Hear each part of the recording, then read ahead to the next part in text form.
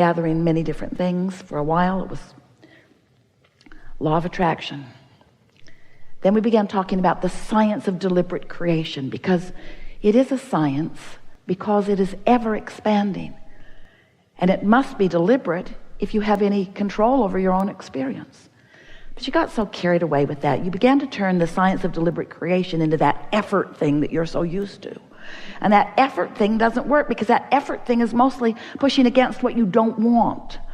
And so we began calling the art of allowing. The art of allowing. The art of allowing what? The art of allowing my personal alignment. The art of allowing my connection to source energy. The art of allowing my passageway to be open so that that clear thought can flow. The art of allowing my abundance and well-being. The art of allowing myself to be in my physical body and really be the extension of source energy that I was born to be. The art of allowing the source who flows to me and through me to be recognized by me. The art of realization, the art of realizing all of the resources that are abundantly surrounding me. The art of allowing, practicing the path of least resistance. How can I most allow who I really am to flow, to be present, to be demonstrated in this moment? So we're eager to talk with you about anything that you want to talk about. There is nothing that is off limits. What we want to help you to realize, and it will be really easy for you to realize it in this environment, is that you are capable of anything that you desire with just a little vibrational tweaking. And that vibrational tweaking is easy, but it's something that you have to practice.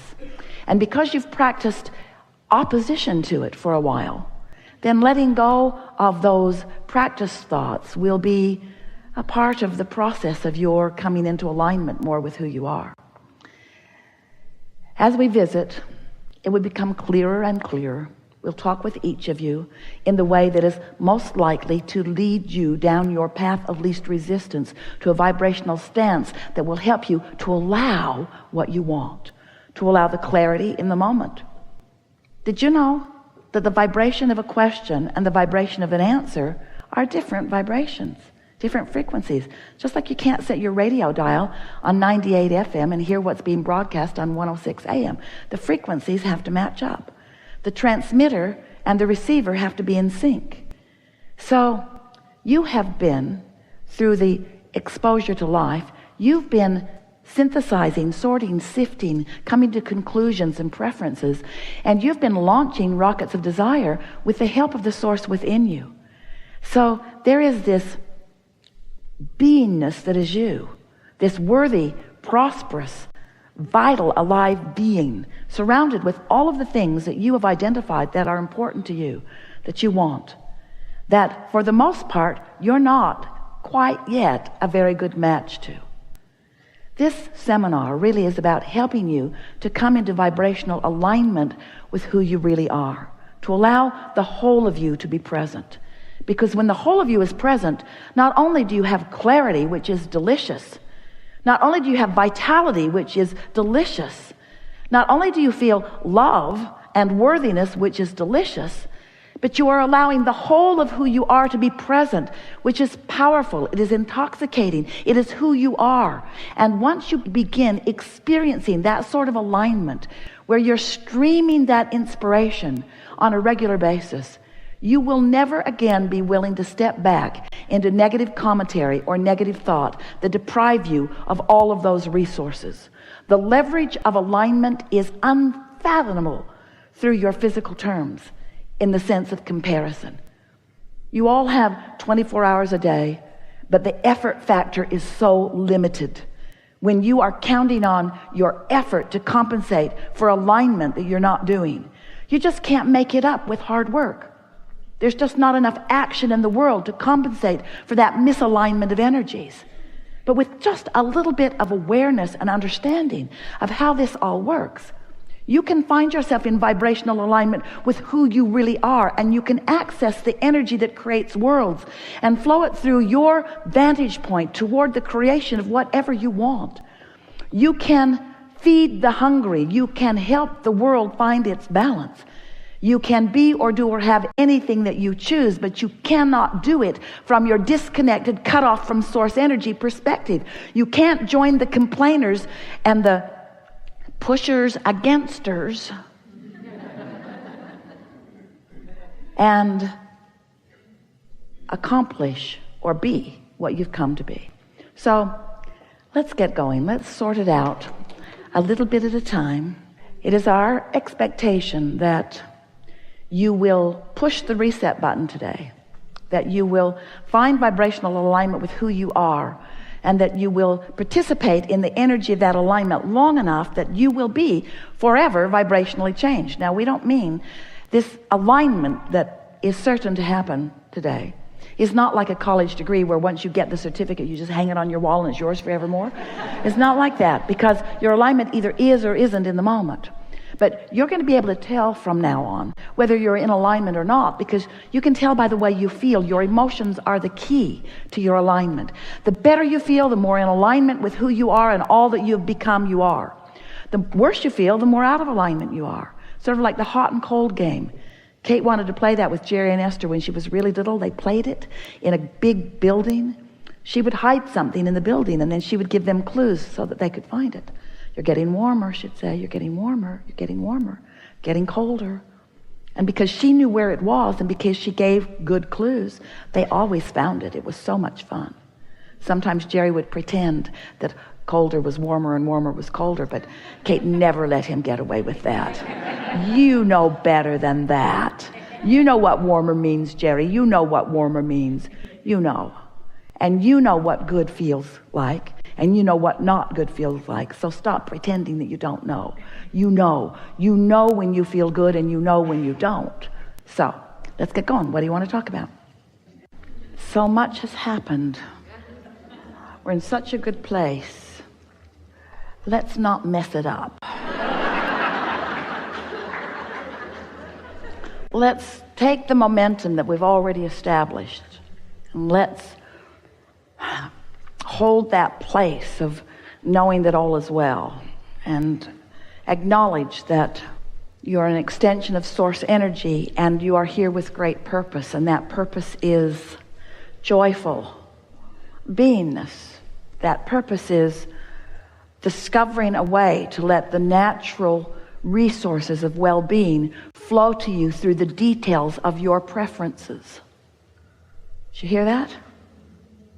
The resources of well-being flow to you through the details of your important preferences.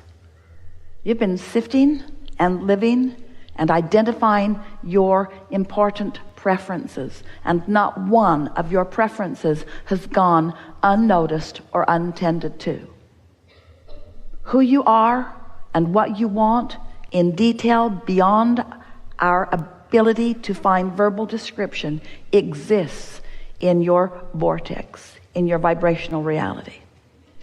And now it's your work to create somehow, you're going to have to figure it out, a vibrational atmosphere, a mood.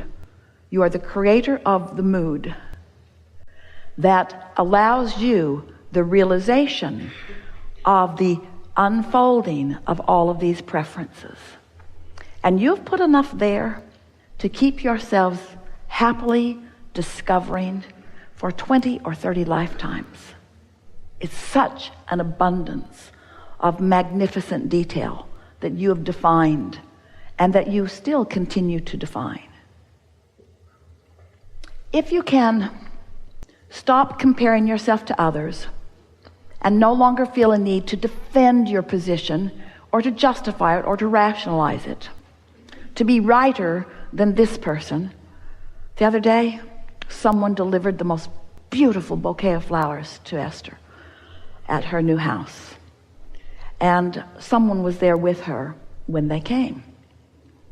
And the flowers were so big and so heavy, it was hard to get them to the place she wanted them to be, but she managed it, and oh, they're so pretty.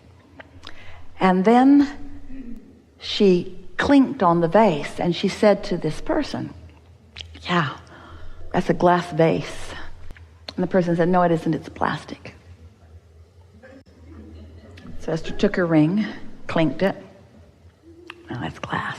It's glass. No, it's not, it's plastic.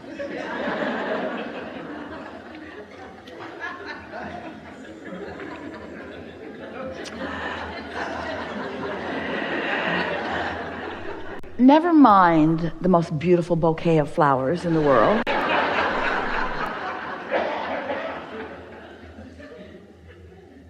This vase is glass.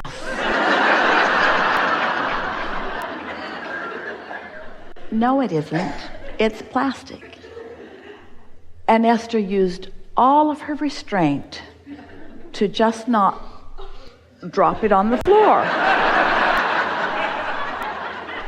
Because it felt really important that this person understand the rightness of Esther's assumption. It is glass. But so what? So what? Does it really matter? Apparently so. Does it matter? Your life has brought you to assumptions. Your life has brought you to policies. Your life has brought you to decisions. And you want to defend them, and we want to ask you why. Why do you need to defend your positions when there's only one truth that you need to remember, and that is you are blessed beyond verbal description, and source energy is flowing to you constantly, and everything that you have ever wanted is available to you. All you got to do is love yourself enough to stop arguing for your limitations, to stop justifying and defending and rationalizing. You got to give up the idea of earning it and accept that it exists, you see. Because in the belief of your unworthiness, there is effort that you're applying that is blocking the stream of well-being that is around you at all times. And that is why you don't feel good. It's why you have negative emotion. It's why you have a headache. It's why you get sick. It's why life isn't fun.